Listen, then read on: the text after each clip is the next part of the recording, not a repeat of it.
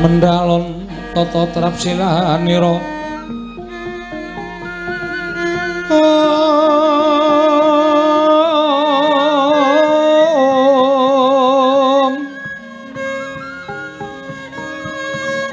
ngajamaken astanira kalih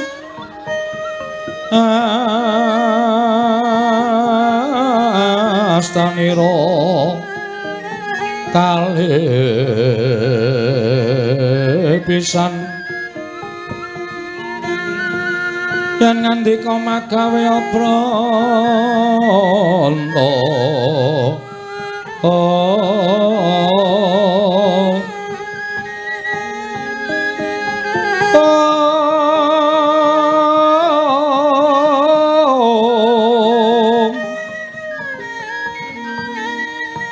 yen ngandika magawe pranta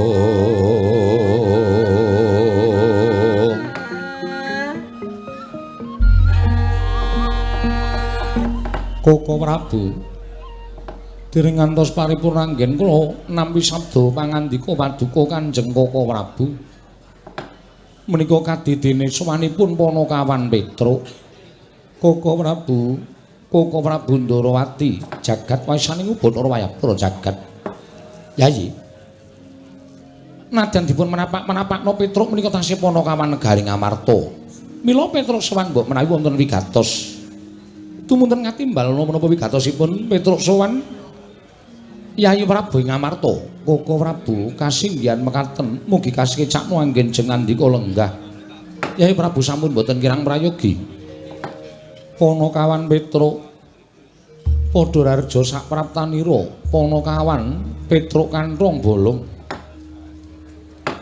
nuwun amit pasang kaliman tabi tinebene ing lodone dumawahing tawang tuwang sinuwun linepatno ing tulamanu menawi kirang ing tata krami kula nyuwun pangapunten wilujeng niring sambikala sowan kula tebih saking Rubeda namung kepareng kula ngaturaken sembah sumungkeming pangabekti kula kunjuk sandhap padha paduka Gusti kula sanata ing Amarta Prabu Darma Kusuma ya Panakawan Petruk ndak tampa ora liwat pangestuku tampanana kula pundika jimat paripe dayana ing kasantosan karo sapa kali adik kula Bagong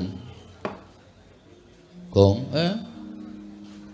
ora ngawur lho li omongan iki neng negara utawa neng kraton aku iki wis tuwa dadak tok weling terus wis ngerti empan papane ya syukur Panakawan Bagong padha harja sak praptanira Panakawan tansah pinayunganing kawidadan ing sambikala swanipun ingkang abdipun Bagong ngersanipun sinuwun Prabu Darma Kusuma kepareng kula ngaturaken sembah sumungkeming pangabekti kula kunjuk sandhap pepada paduka Gusti kula ingkang sinuwun Prabu Puntadewa iya Bagong ndak tampa pangestuku tampanana kula pundi nggo jimat paripe dayanana ing kasantosan sinuwun Panakawan Petruk padha rarja pangestunipun Ndara Kresna wilujeng bekti kula kunjuk iya Petruk ndak tampa ora liwat pangestuku tampanana nundi kula punika jimat paripin dayana ing kasantosan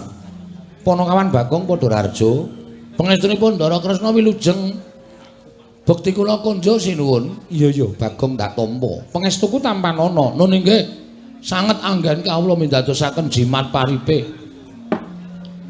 Petruk kanthong bolong padha rarja sak praptamu sinuwun Mandura wilujeng bekti kula kunjuk nggih Den ya Petruk ndak tampa ora liwat pangestuku tampanana nuning nggih sangat anggen kawula dadosaken jimat paripe Panakawan Bagong padha rarja sak praptamu pangestunipun Ndara Baladewa wilujeng bekti kula kunjuk nggih sinuwun ya tak tampa pangestuku tampanana nuning nggih sanget anggen kawula dadosaken jimat paripe biasane kowe karo Sinuwun Mandura iki gelut sik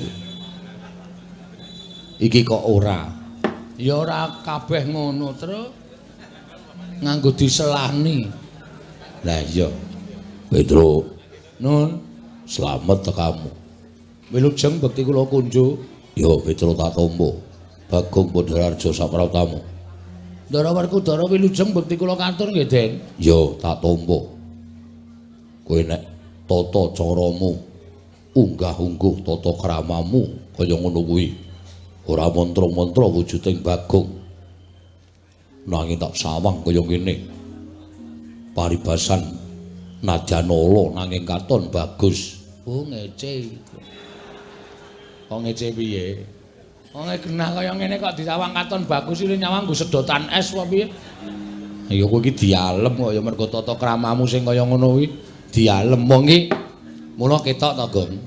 Ndara Werkudara ing ngalembana karo kowe. Nadyanala rupane nek tata kramane ganep unggah-ungguhe ya kecekel, kuwi wong padha ngurmati. Wis sandangane ora mingsra, lethek, ora nganggo tata krama, njaluki rokok. Wah. Kuwi jenengane wong ora bakal diajeni wis tenan ndi-ndi iki. Aku arep saiki arep mulai ngono kuwi kok, Tru. Ngono kuwi piye? Arep mulai njaluki udut. Wo. Malah aku ki nek diajeni malah kisruh pikirku.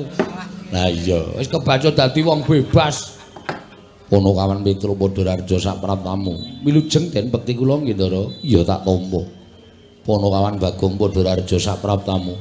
Pangestunipun Ndara Janaka wilujeng bekti kula kunjung nggih, Den. Iya Bagong tak tampa pangestuku tampan ana. Ponokawan Petro wonten dawuh sinuwun.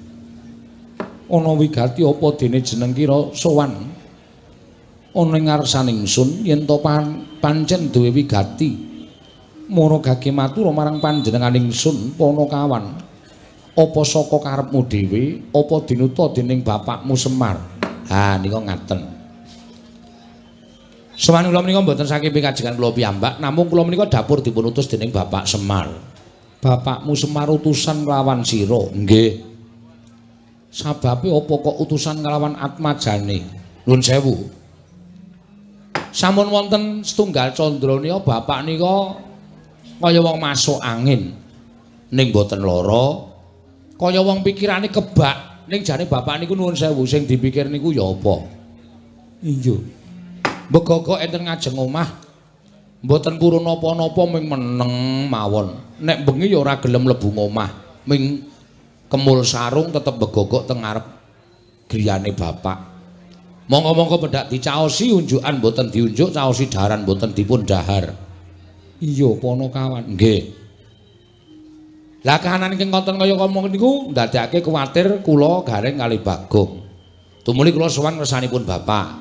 Pak jane eneng apa to, Pak? Nek bapakku duwe pepinginan, bapakku duwe kekarepan, mbok ngendika karo anak-anak. Mergo anak-anak iki rumangsane mbiyen dhewe isih cilik dikulawenthah karo bapak, mula saiki gandeng anak-anake wedo mentas, kuwi duwe kewajiban ngomong karo wong tuwa. Nuruti apa kekarepaning wong tuwa. Barang kula matur kaya ngoten niku bapak niku terus gelem dehem. Terus gelem ngendika. Ngendikane bapakmu kepiye? Ngene le, jane aku ki meneng wae iki ora kok mikir kahananku dhewe ora. Aku duwe penjaluk apa-apa, duwe penginan apa-apa ku ya ora. Wong nyatane aku ki ya wis tuwa. Arep ngopo to wong tuwa kuwi? Ning ngerti ya, bapakmu ki duwe kewajiban dadi pamomong tumraping para pepundhenmu Pandhawa. Bapakmu iki tukang momong pepundhenmu Pandhawa. Negara Ngamarta kuwi mbiyen negara sing kondhang kawenang-menang. Negara ingkang kondhang panjang punjung pasir wukir loh jinawi gemah ripah karta tata raharja. Ning pirang-pirang taun iki kok negara Ngamarta iki ora kaya adat sabene. Negara Ngamarta kuwi wis beda kaya biyen. Papan-papan sing maune tentrem, papan-papan sing maune guyub rukun saiki sawangen. Ngendi-endi dalan padha bentak sirah, ngendi-endi padha regejegan, ngendi-endi padha gelut ming perkara bab sing sepele. Mongko papan-papan panembah ora padha diparani, sing dipaparani papan-papan maksiat. Tak anggap yen to kawula sak negara Ngamarta kuwi wis padha krisis moral. Krisis moral. Nggih. Kuwi apa, Petro? Oh iya lali aku. Biasane aku ki omong karo piyai-piyai terpelajar. Lah iki Nalendra, mongko Nalendra wayang, ayo krisis moral ora ngerti. Krisis kemanusiaan. Kuwi apa? Manusiane krisis. Iya. Piye ya njelaske, Gong? Ah kono terserah. Wis pokoke kawula negari Ngamarta niki sakniki lagi ora iso didandani, nggugu karepe dhewe, ngudel bingung numbuk bentus. Apa sing dilakoni dianggep bener. Mongko ora gagas bener kuwi enten pirang-pirang bener sejak benere dhewe, benering bebrayan lan bener sejati. Cobi wonten pundi-pundi papan negari Ngamarta menika mung perkara bab ingkang sepele wekasan dadi gawe. Mung perkara bab sing maune iso dirembuk sarana bedamen, nyatane dadi regejekan dadi peperangan. Niku negari Ngamarta. Lah, Ngamarta sing kaya ngene iki nek ora tak dandani, Truk, iki negara kuwi bakal remuk bubuk dadi rempon. Mula aku ndiniat bangun kayangan. Lah, kula kaget. Kena ngopo kaget? Lah nggih to. Om bapak niku wong sekeng wong ora duwe, bapak niku wong melarat, bapak niku mung nuwun sewu gedibal. Kok arep bangun kayangan niku terus probiyane saking pundi? Saderenge kula matur ngersane bapak, bapak wis paring dawuh. Sik, kowe aja kaget. Aku bangun kayangan iki ora kok bangun papan sing magrong-magrong, papan sing dumadi saka jamrut hergeni, saka mas mutiara ora. Bangun kayangan ki ming saloka utawa salokaning tembung. Tegese negara Ngamarta ki arep tak bangun kayangan. Kayangan ki papan sing kebak kanikmatan, kebak karukunan, ora ana rasa diya diniya, ora ana ora rasa sing ora kepenak, anane ming sarwa kepenak. Mula aku pengen negara Ngamarta iki kawulane uripe mbane ana ing kayangan. Ngoten niku. Iya, Petro. Nggih. Lah terus kersamu piye, Pak? Kula matur ngoten, tur Bapak ngendika. Ning aku njaluk kowe karo Bagong tak kongkon ning negara Ngamarta. Merga sing dadi makuthaning bangsa Ngamarta kuwi Sinuwun Prabu Darmakusuma sak kadang-kadhean Pandhawa 5 cacahe. Mula aku nyuwun Pandhawa 5 cacahe rawuh ning Karang Kadempel sinambi mundi pustaka Jamus miyang jimat kelima sada. Mergane apa? Pandhawa tak jak nyaketi gumregahing para kawula. Pandhawa tak jak nyaketi gumreguting para kawula nggone padha bangun negara. Merga apa, Truk? Kawula ora butuh diwenehi brana picis. Kawula iki ora butuh diwenehi bondo donya. Ning kawula iki butuh dicedhaki rasane dening pengarepe. Dicedhaki atine, dikaruhke rasane dening pengarepe. Nek pengarep-pengarep kaya para Pandhawa niku remen ngaruhke kahananing para kawula, kawula niku bakal percaya kalian para Pandhawa wekasan gumregut gumregah bangun negara, negari Ngamarta mujudake negari ingkang adil, makmur, warata, tias bagya mulya. Dados sowan kula mriki menika namung badhe mboyong punden kula Pandhawa gangsal cacahipun supados rawuh wonten ing Karang Kadempel. Sinambi mundi pustaka Jamus miyang jimat kelima sada. Cekap semanten atur kula mbok menawi wonten klenta-klentuning atur nyuwun gunging samudra pangaksami. Cekap semanten akhire ngatur kula wassalamualaikum warahmatullahi wabarakatuh. Iya Petro nggih. Wis. Gong. Kowe kok kaya ora aktif to? Mengko dhewe tengkas. Apa urung-urung kok kon aktif? Aku pulsae rung tuku kok aktif. Maksude kowe kuwi lho ora kok HP-mu ya ora. HP duwe pertamae glelenge ra jamak-jamak. Sapa-sapa dipoto, sapa-sapa dijak selfie. Marah dadi. Ha iya. Mengkari ngenteni dawuh Sinuwun Prabu Darmakusuma. Heeh. Mengkari ngenteni dawuh Sinuwun Prabu kersa lenggah eneng Karang Kadempel apa ora? Petro, dalem. Pandhawa kuwi ora mung ngaku ijen. Oh nggih. Nanging 5 cacahe. Werkudara, Janaka kelawan kembar. Oh mestinipun ngaten. Aku tak taren karo adi-adiku dhisik ya Petro. Kula semanggaken Sinuwun, malah langkung prayogi. Werkudara, hawa. Piye Dimas miturut penemuning si Adi? Rasa dadak nganggo mbok tari. Apa sing dadi gegayuhane Semar kuwi luhur. Ayo mangkat merono bareng Pandhawa 5 mundi pustaka Jamus kelima sada. Petro, nun. Omongo karo bapakmu. Yen pancen butuhke Prabeya, yen pancen butuhke dana, aja metu saka bapakmu ning metu saka Ndadipati. Kurasen aku ora bakal wel. Petro kandhara bapakmu nggone bangun kayangan yen perlu Prabeya saka Janaka Madukara ya ora bakal kurang. Petra kantong bolong kandha karo bapakmu. Yen Jodipati Madukara isih kurang, mengko kasatriyanku digadhekke dhisik ya ora apa-apa. Kanggo kecukupaning bapakmu Petra. Alhamdulillah. Gong, poin, Gong. Lumayan. Aku arep daftarke dadi bendahara. Lho. Bendaharane sapa? Bendaharane Semar. Oh, ngono ya. Lah Semar nek nyekel dit grusah-grusu kowe. Nek ra aku sing nyekel wis ora bakal teri asal-asasi terus. Nek samangane rasa sok aneh-aneh.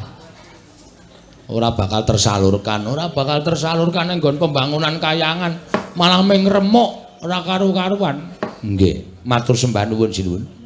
Malah samangke daya-daya dinten mangke monggo kula dherekaken tinggal budal wonten ing Karang Kadempel. Sinuwun Prabu Darmakusuma. Panakawan Petra wonten dawuh. Satemene bingung penggali ingsun sebabipun sadurunge kowe prapta iki mau Kaka Prabu uga kepareng rawuh uga mbutuhake pustaka Jamus Myang Jimat kelima sada. Oh, ngaten. Iya. Kangge napa?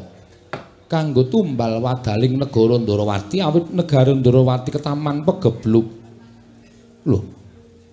Ndarawati ketaman pegebluk? Iya, Panakawan Petra. Mula sing gedhe pangapuramu aku durung bisa mutusi. Krana Kaka Prabu isih kepareng lenggah ana ing Praja Ngamarta uga ngantu-antu kelawan apa kang dadi aturku munggo babakan pustaka Jamus Myang Jimat kelima sada Petra. Oh, wis. Gong, nol besar. Piye maksude? Awak dhewe bali kukut iki. Kok kukut? Lesowan mrene kalah dhisik karo Sinun Prabu Ndarawati. Sebabe Sinun Prabu Ndarawati ya mbutuhke pustaka Jamus kelima sada. Lho. Ha kanggo ngapa? Ndarawati ke Taman Pegebluk. Ndarawati ke Taman Pegebluk? Heeh. Terus isane Waluya Nirmala Temah Jati, Jati Temah Mulya nek Ndarawati ditumbali pustaka Jamus Myang Jimat kelima sada. Monggo le rawuh dhisik sinuwun Ndarawati tinimbane awake dhewe. Ngamarta ki peraturane iki antri kok, Gok. Sing dhisik ya didhisikke, sing keri ya dikerekke. Mula kowe karo aku wis ora bakal iso ngukup. Wis kalah star karo sinuwun Ndarawati. Yo le mulih yo. Sik. Kok sik piye? Kowe terus piye kowe? Aku ora iso matur apa-apa, wis entek pikiranku. Sinuwun Prabu Darmakusuma paring dawuh Petra, kowe kalah dhisik karo Sinuwun Prabu Ndarawati. Uga mbutuhake pustaka Jamus kelima sada. Mula sing gedhe pangapuramu ya Petra modar, wis ora iso piye-piye. Mulih seneni bapak. Kowe duwe ide ora, Gong? Hah? Kowe duwe ide ora? Duwe nang ideku ki engko kisra. Piye, wani ora? Wah ya aja iki ning raton. Ah nek kowe ora wani ya mulih. Nek kowe wani aku tak maju pindah. Lemu tengok kono, kowe nang mburi kene aku tak matur. Ning kira-kira engko piye? Kedadiane piye? Ya ketoke kedadiane geger. Wong aku ki wong ngawur soalé truk. Ning ngawurku landasane siji lho. Apa? Bener meng kuwi tok. Nek landasanku ora bener aku wegah kon gegeran ki mah. Ning nek landasanku bener, wo lah mbok bumi walik watu tak lakoni. Ya coba saiki kowe maju kene, aku tak genti ning mburi. Heeh. Ngene-ngene. Ya, wah. Ngati-ati lho, Le. Wis tenang wae, wis tak pikir apa kae. Kowe pokoke ngasul tengok kono. Heeh. Midhangetke pidatoku. Oh iya. Ora kaya kowe tledhak-tledhok ning ngrampungi karya. Panakawan Bagong arep matur apa? Lho namung dados wakilipun Petra kok sinuwun. Iya. Kula ajeng nyuwun pirsa. Sinuwun Ndarawati rawuh mriki wau ajeng napa? Nyuwun ngambil pustaka Jamus kelima sada. Kagem dinggo tumbal negara Ndarawati. Sebabe Ndarawati kenging napa? Kena pagebluk. Stop. Cekap semanten mawon kula tak mangsuli nggih. Iya Bagong wangsulana. Siji. Panjenengan percaya Ndarawati ke Taman Pegebluk? Mesine percaya Kaka Prabu kuwi kadangku sepuh. Arepa kadang tuwa ki nuwun sewu. Iso lho ngapusi. Dasarmu apa kok kowe wan matur kaya mengkono? Ngaten, dasar kula mang penggalih. Bener apa ora? Pegebluk utawi winastan welaking Jawata menika adalah wah, kok aja nganggo adalah barang. Ya aku sok nganu ya. Nun sewu nggih, basa kula campur-campur sing penting cetha ditampa. Iya ora apa-apa. Nika mujudaken paukumanipun para dewa ingkang tumanduk dhateng titahipun. Paukumanipun Gusti ingkang diparingke titahe.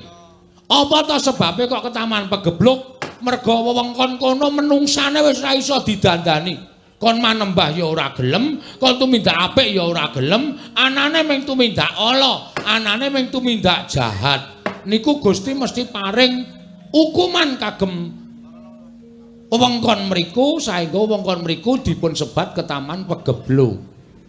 Iya bener nggih. Terus saniki sampeyan kula aturi menggalih. Jagat niki negara pundi sing ratune jahat? Prabu Dasamuka nika arep ampuh dikaya ngapa ning ludes keles tanpa sisa mungsuh Prabu Ramawijaya. Niku tegese Prabu Ramawijaya niku dadi utusane ngadil menehi hukuman kagem Prabu Dasamuka sak wadya balane sak rakyate. Iya. Ngastina niku sing dadi ratu Prabu Duryudana. Niku ratu jahat, Kurawa niku angkara murka. Niku ora ketaman pegebluk, ayem-ayem mawon, tentrem-tentrem mawon. Terus saniki panjenengan penggalih. Ndarawati apa bedane karo Ngastina? Bedane apa, Bagong? Wah, lha iki piye to iki kok takon terus? Aku asline cerdas ming sok gaya ta, Tru? Ah iya. Bedane Ndarawati kali Ngastina. Nek Ngastina niku ratune jahat sing kudune entuk pagebluk, nek Ndarawati niku ratune ratu sing dititisi dewa. Teng jagat menika sing ngagem asma Sri Bathara menika mung loro. Siji Sri Bathara Bagong. Mantil jasmu. Sri Bathara Ramawijaya, angka loro Sri Bathara Kresna. Nggih. Niku ratu sing ketitisan Sang Hyang Bathara Wisnu. Lah, sapa ta Wisnu? Wisnu niku dewa ingkang tukang nentremke jagat, dewa sing duwe kewajiban memayu ayuning jagat. Niku Bathara Wisnu. Nah, pertanyaannya iki nek ora ngene iki ra jelas ya, Tru. Ah iya. Ora apa-apa. Ngastina sing dadi ratu-ratu jahat ora ketaman pegebluk kok Ndarawati sing dititisi Sang Hyang Bathara Wisnu kok negarane ketaman pegebluk. Niku perlu dicek dulu. Sampun ngantos sampean kelintu. Saklajengipun Pustaka Jamus Klimasada niku panggesanganipun para Pandhawa. Pustaka Jamus Klimasada menika panguripane para Pandhawa. Ora kok Pandhawa tok. Ning rakyat Ngamarta niku ya padha gumantung karo Pustaka Jamus Klimasada. Pustaka Jamus Klimasada ajeng diparingke Sinuhun Prabu Ndarawati mung dienggo tumbal. Mongko dienggo tumbal niku apik-apike mung dipendhem. Nek dipendhem niku ora iso bali.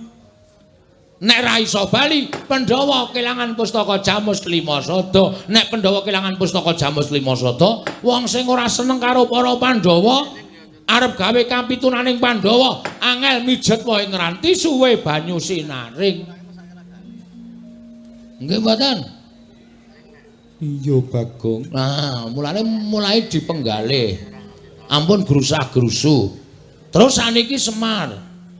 Semar niku mbutuhke Pustaka Jamus Klimasada bareng kalian para Pandhawa. Berarti Pandhawa mboten pisah kalian Pustaka Jamus Klimasada. Omongan sing cirik-cirik kula omongke menika garis bawahi benang merahipun inggih menika Ratu Ndarawati. Nuwun sewu, sing ratu ketitisan dewa kok negarane ketaman pegebluk niku menimbulkan sawijing ngandhapi to. Oh iya. Sing perlu dipun garis ngandhapi nuwun sewu lho. Nuwun sewu niki mboten ngarani. Ya nek niki Kresna tenan. Nek dudu wis kebacut maringke pustaka Jamus Klimasada, wis kebacut maringake pustaka percaya karo Suwun Prabu Ndarawati, jebule dudu Kresna tenan. Lah, panjalmaning mungsuh sing mung kepengin gawe kapitunaning para Pandhawa, Pandhawa ora ngerti. Pustaka Jamus Klimasada ilang, Pandhawa ora ndek kekuatan. Lah, wong sing ora seneng karo Pandhawa, arep gawe kapitunaning Pandhawa, angel mijet wae ngranti. Ayo. Piye? Piye kok meneng wae? Iki karo ratu kok njrobe kok meneng wae ora. Pripun? Cocok mboten omongan kula. Kula niku waton gelem omong, gelem matur, ning kula anggere duwe waton. Nek ora duwe waton ya kula ora bakal gelem matur, ngoten.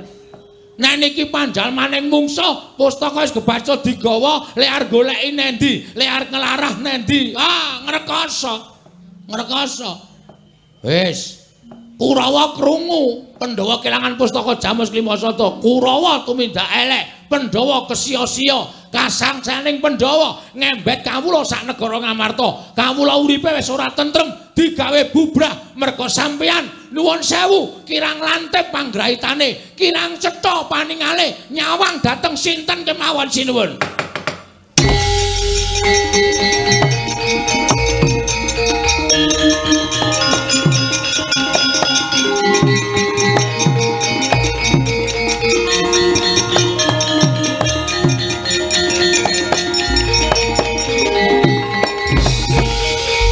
Maring jajaran sukertaning bawana iblis lanat. Bagong.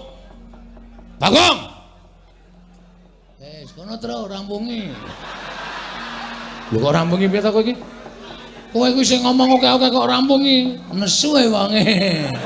Ha nesu kowe ngelokke ngawur kok. Kowe ngarani Sinu Ndarawati barang palsu ya anggapmu apa? Wis kono tandangi. Kowe piye? Lho aku ora ngomong apa-apa kok. Wegah aku nek tok duwaya ngono kuwi. Cah jireh ora. Oke. Kamu duduk situ. Iya. Tak wangsulane. Ngene nek kok gelut kowe ya, Tru? Hus. Nek gelut kok aku ora. Aku cilik ya kalah musuh iki. Cilik kae arep nek gelem menang ya iso menang. Bagong. Kono kawan Bagong. Wonten dawuh, mboten sah seru-seru.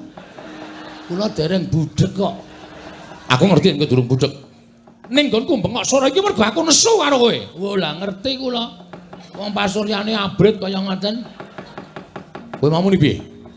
Kowe muni piye? Kowe mbalen ana rembugmu. Waduh, lali wong mboten kula catet kok ya. Masa wong ngomong kon baleni saka awal ya wis ra kelingan mbok pinter kaya ngapain? Wis ora kelingan. So sampean kula ajeng nyuwun pirsa sampean kok getak-getak niku wonten apa? Enten apa? Masalah ya apa? Yen ora kleru kowe mau keri dhewe muni yen kowe ngarani Yayi Prabu Ndarawati iki panjalmaning mungsuh. Yayi Prabu Ndarawati iki panjalmaning mungsuh ingkang bakal nglembut pustaka Jamus Jimat Klimasada. Ya ora? Ayo muni yo. Muni ya apa ora? Heeh. Heeh, pripun? Anggepmu apa? Anggepmu apa kowe ngarani Yayi Prabu Ndarawati iki panjalmaning mungsuh? Anggepmu apa? Kowe ora ngilo karo derajatmu, kowe iki mung batur. Kok ngarani Yayi Prabu Ndarawati iki panjalmaning musuh? Sik ta. Nuwun sewu kula arep takon sing jejuluk Prabu Kresna niya sinten? Yayi Prabu Ndarawati. Sing tak arani palsu? Yayi Prabu Ndarawati. Sing tak arani kowe ora duka kok sampean wong liya nesu-nesu iki ngapa? Ngapa kula tak takon? Yayi Prabu Ndarawati ki adhiku. Kuwi kadangku Taruna, wis ngerti. Terus karep sampean piye? Aku ora trima. Tantrimaning Baladewa, kowe kudu nampa pahukuman. Belum, ora luput kok dihukum. Cangkemmu sing luput. Iki pancen cangkem elek kok iku. Gong kowe iki pola gawemu iki marai nesu lho kowe. Kowe mbok ora konyol kaya ngono kuwi lho. Truk cangkeme. Atohnya lho kowe. Nang sekolahan kok omongane saru. Konyol. Wah. Tak kira lambene Bagong ora. Terus nek sampeyan ajeng duka sampeyan ajeng napa? Aku ora nrimake. Kowe bali, kowe minggat. Kowe aja pisan-pisan ngayonake pustaka Jamus Jimat Klimasada. Nuwun sewu sinuwun. Sampeyan ya daya, kula ya daya. Sesama daya niku dilarang mendahului. Sesama daya niku dilarang unek-unek kok sampean ya mengentuk wedang segelas, kula ya mengentuk wedang segelas. Lah kok sampean nesu-nesu sak penake dhewe niku nuwun sewu. Kula salah napa? Kula kleru napa? Sing kula unekke Sunan Prabu Ndarawati kok sampean dadi murka kaya ngoten. Murka wae. Mergo kowe wani kurang ajar kaya Prabu Ndarawati. Mergo kowe wani kurang ajar kaya Prabu Ndarawati. Iblis kowe kere kok. Cangkemmu dilangap-dilangap kaya bedes wono bomba Tegalan. Ndrewili kaya grojokan. Kowe wani nges marang Prabu Ndarawati kanggo apa? Kowe ora ngilo karo gicokmu, kowe iki mung batur, kowe mung Panakawan, kowe iki mung kere. Wis ngerti. Kan biyen aku kere, terus arep ngopo? Lho, malah ora basa. Sampeyan suwe iso mangkelke kok. Ora basa karo sampeyan aku ora kualat wong tuwa Bagong bangane Baladewa. Lho, nek ngono kowe wani karo Baladewa? Mboten ajeng wani. Lah kowe wani sekecap padha sekecap. Kowe wani wangsulan karo Baladewa padha karo kowe wani karo Baladewa. Mboten sinuwun tiyang agung kula mboten wantun kalian panjenengan. Nek panjenengan niku ngunekke kula kaya ngoten niku sabaraning menungsa niku wonten watese. Sing jeneng kula Wragawa duwe wates kok sabaraning menungsa ora duwe wates. Ngoten. Kula niku wonten watese. Nek kula wis entek kesabaran kula nggih nuwun pangapunten nek pancen kula wani kalih panjenengan. Nek kowe wani karo aku ya ngadeg jejeg. Ayo, aja ndeplok nang isor. Nek wani karo Baladewa, ungalno dadamu. Piye, Tru? Sak karepmu. Iki piye iki kok ya sak karepmu? Engko nek geger tandangi wong loro ya, emoh. Telek. Ora sembodo karo le mangkat mau le ana apa-apa tanggung wong loro, ana apa-apa tak tanggung dhewe. Ana minggat mulai ana. Cah jireh ora. Sampeyan muni pripun? Nek pancen wani karo aku ayo ngadeg jejeg padha karo aku. Oke, ming ngadege kok angel, Mas. Anggepe kaya kula niki wedi karo sampeyan. Wah, bagus. Weh, ngece nek iki. Wis ngerti Bagong rupane kaya nek dunekke bagus. Kowe wani padha sekecap karo Baladewa. Wani malangkrek ngarepe Baladewa. Tegese kowe wani karo Baladewa. Mestine wis tak waneni wong sampeyan yo ngeyel kok. Sampeyan niku kok kaya sak penake dhewe karo wong cilik kok sak gebyau ya sak penake dhewe. Oh alah. Dumek kula ming kawula cilik dunekke wong kere, wong gedibal, wong melarat. Mbok sadar sinuwun. Mekutha sandangan sing apik sing mangagem niku sok nek ngadep sing gawe urip niku ora kanggo. Di mata Tuhan kita itu sama-sama manusia.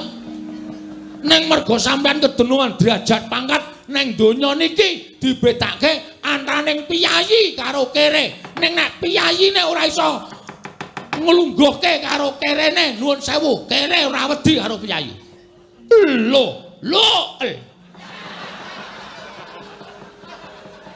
Lho nek ngono kowe wani karo aku. Iki nang kene iki.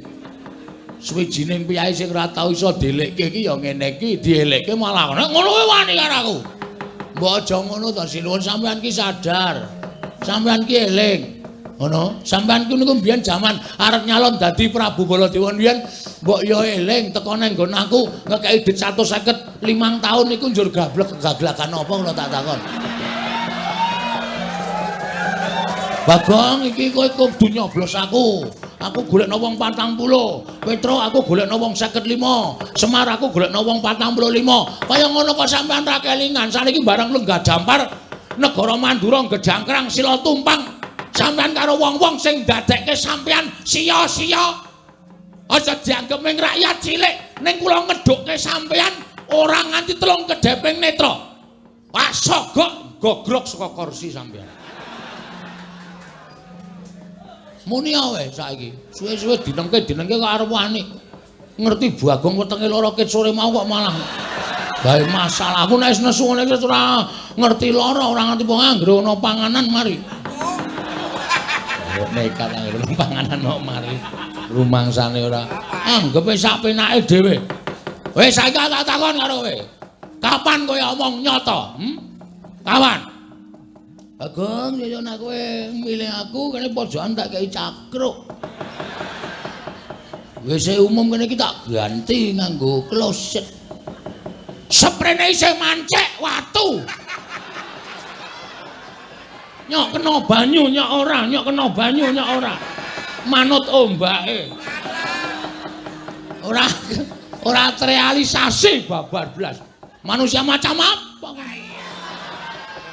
Wah, aku malah suwe-suwe teratapan, Gong. Arep dadi apa kowe engko nek omonganmu kaya ngono kuwi. Nyo. Satu sono ngegrab minggat kono. Lho kok digawe decal kon ngegrab. Wah iki ngisru-ngisru ya, Tru. Aku wis menteng-menteng wani tenan, malah kowe sing jireh, kowe sing wedi, rasa nyangkem meneng. Iya. Engko nek nganti dadi perang piye? Nek dadi perang piye? Lah tandangane. Waduh. Ora usah melu-melu ora apa-apa. Malam ini tanpa Petruk Bagong jalan. Waduh. Ya wis kowe bareng ngono kok glelengmu ora jamak-jamak.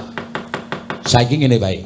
Tinimbangane iku padu ning dalan utawa padu ning negara iki, kowe saiki bali. Bali nanti? Lho, ning omahmu. Bali kondo karo bapakmu. Bali kondo karo bapakmu. Bapakmu kon ngurungke le bangun kayangan. Bapakmu kon ngilo karo cengele. Kon ngilo karo gicoke. Semar kuwi ming gedibal, bapakmu ki ming kere. Bapakmu ki wong ora duwe. Kok arep bangun kayangan ki bapakmu ki gablek apa? Bapakmu ki duwe apa, Bagong? Kondo, kon gagas karo kanane, cecak nguntal cagak, cebol kayu wulan, utung entung lintang, tangan kelakone cepak wurunge. Bong. Bong.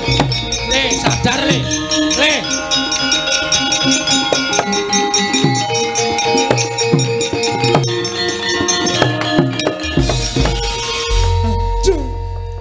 Sinuwun mandura dadak ngrasani bapak. Wingenane ana wong nglirik bapak wis dipecel ndase karo bapak. Le Gong. Sabar Gong. Gong ora malang kerik ngono kuwi, Gong. Gong iki nang negara le, sabar kok ndak kliwikan dadi grojokan, geguyon dadi tangisan. Udus kowe.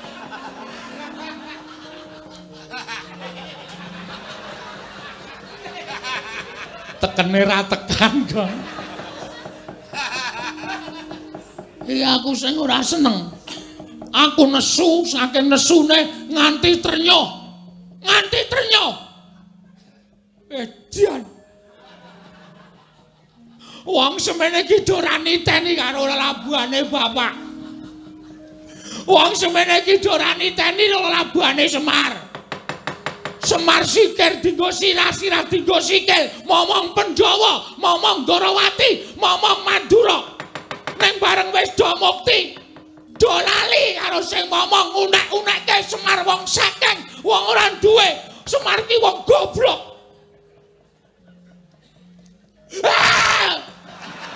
Ngopo iki kok? Saking kesune. Kok sarunge dikebut-kebutke barang. Ben. Aku ki kaya arep nesu ning nesuku caraku piye, Tru? Wis bayangno, mangkel tenan aku. Bala dewa menungsa ora tatanan. Lho Bagong, ae menang ae. Nek wis nyenggol bapak iki wis beda perkarane. Nek aku tok nyek ora masalah. Nek gandeng kowe wis ngece karo bapak. Sedungo bathuk senyari bumi. Nadana mung sedungo jembaring bathuk. Nadana wong sanyari jembaring bumi. Tatotai pecating nyawa blabaring ludi. Lho, kowe lah malah menteleng matane. Matamu kowe. Gong kuwi ratu ben ra urusan. Lho kowe wani karo Baladewa sing tak wedeni apamu? Ora minggat. Ayo, saiki tak gawe sayembara perang. Tak gawe sayembara perang.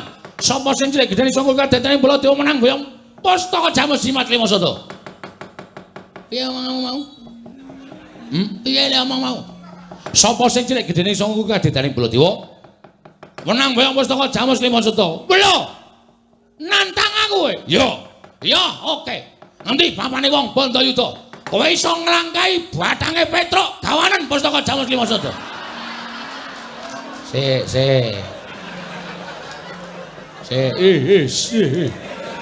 Halo. Kok dadi bathangku? Kok iso mati urung? Urung ya ora apa-apa. Lho ora apa-apa. Nek nantang ki nglangkai bathange dhewe ora bathange wong liya. Ku jenenge matekke wong liya ora. Kamu muni piye? Nek iso nglangkai bathange Petruk, ameng salah kata. Maksudku bathange Bagong, as kowe iki senengane nyemelangi ora. Nanti pawane wong neter kadedean. Nanti pawane wong neter kadedean. Omonganmu iki Nendi papane wong neter kateter metu Jawa, ora metu Jawa gretel negara legane ati kowe. Yo!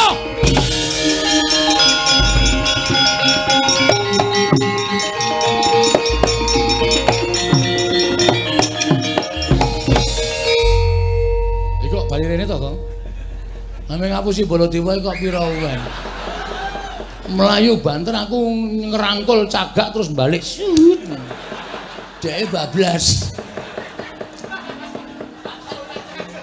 Trembelane ya. Kene iki cagake ngendi? Saka guru kae. Oh, adake ora. Wong iki nek ndelok wayang iki kene karo jalan, karo mbayangke ngono lho. Mesti seneng tak gawe ngene iki men penonton ki bayangane keadaane ning dalam keraton. Melayu bareng terus aku ngerangkul cagak terus balik ngene caci cilik lho. Aku iso mbayangke aku. Piye? Apik to? Heeh. Nek ora iso mbayangke ya berarti urung apa jenenge durung apa tenanan lho ndelok wayang. Heeh. Ha terus ki piye? Wis kono tandang ngono. Lho. Lah sing nantang kowe kok, sing nantang aku sing ngopiok kowe. Wah. Aku lino dolanan nang omah senengane ngono.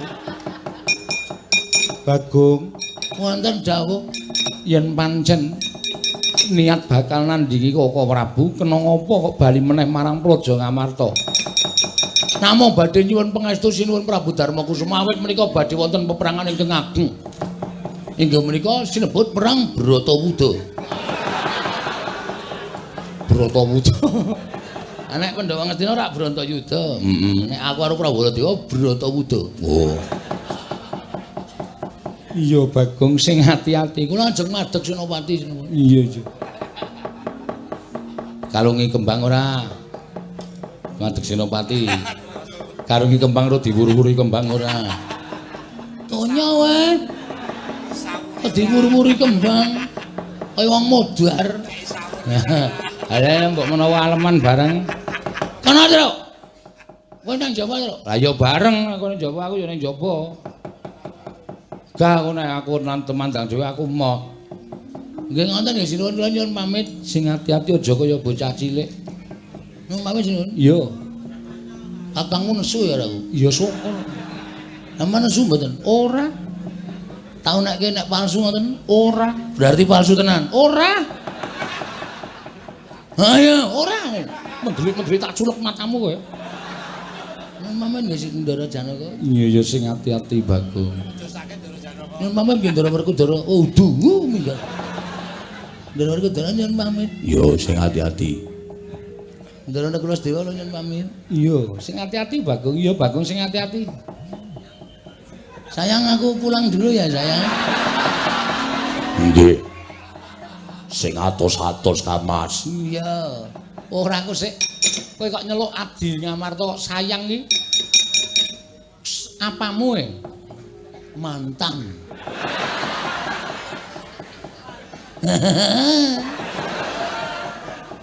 Kula samboten gubuk asmara niku kali niki. Wong edan ora.